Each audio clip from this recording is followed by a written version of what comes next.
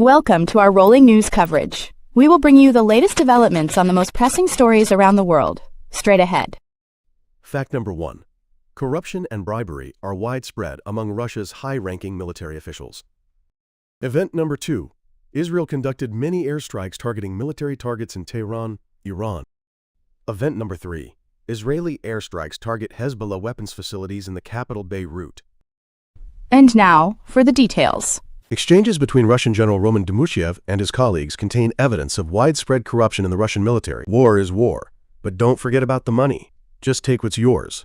A Russian officer wrote in a message to a subordinate expected to replace him as commander of a division fighting in the invasion of Ukraine. According to the publication, he was apparently advising his colleague to take advantage of the money-making opportunities the position offered. The documents, reviewed by Schemes, Sistema, and Russian investigative journalists, also point to widespread corruption, including bribery and nepotism. The article emphasizes that these facts reveal the power structure within the Russian army, who reports to whom in the hierarchy, and how the system operates. The publication notes that since Russia launched its full-scale invasion of Ukraine more than 4 years ago, several high-ranking officers in the Russian army have been dismissed and accused of corruption. In some cases, the allegations of bribery, embezzlement, or fraud have amounted to millions of dollars. According to the documents reviewed by journalists, most of the funds were either extorted from or received from Demurchiev. Putin promoted Demurchiev from colonel to major general in June 2023.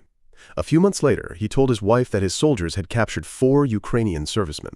Demurchiev allegedly sent his wife a photo of charred human ears hanging from a metal pipe and joked about making a wreath out of them. Evidence suggests that extorting money or paying bribes for transfers or promotions is common in the Russian military. According to media reports, conscripts or soldiers have paid between 100,000 and 1 million rubles, equivalent to $1.290 to $12.900, to avoid deployment to fight in Ukraine. Notably, the journalist concluded from Demurchiev's correspondence that officers regularly receive money from subordinates and send it up to their superiors. Specifically, in messages from June 2024, Demurchiev wrote that he had been questioned by prosecutors about whether he had sent money to General Ivan Popov, his former superior. The documents show that Popov repeatedly asked Demurchiev for hundreds of thousands of rubles, and Demurchiev told a colleague that he had been financially supporting Popov for 6 years. The publication notes that in 2023, Popov was dismissed as commander of the 58th Combined Arms Army and transferred to Syria to oversee Russian military support for President Bashar al-Assad. At the time, Popov claimed he was fired for reporting to the Chief of the General Staff, General Valery Gerasimov, about ammunition shortages and heavy Russian losses on the battlefield in Ukraine. Popov was reportedly arrested in May 2024 on fraud charges for embezzling metal worth $300,000 intended for defensive structures in the illegally Russian-occupied Zaporizhia region of Ukraine. According to the publication, Popov denied the charges, but was found guilty last April and sentenced to 5 years in prison. As the U.S.-Israeli war against Iran entered its 5th day, airstrikes on the country continued. The capital, Tehran, came under attack, with loud explosions heard across the city. Footage published on social media showed plumes of smoke rising over the city's skyline following the attacks.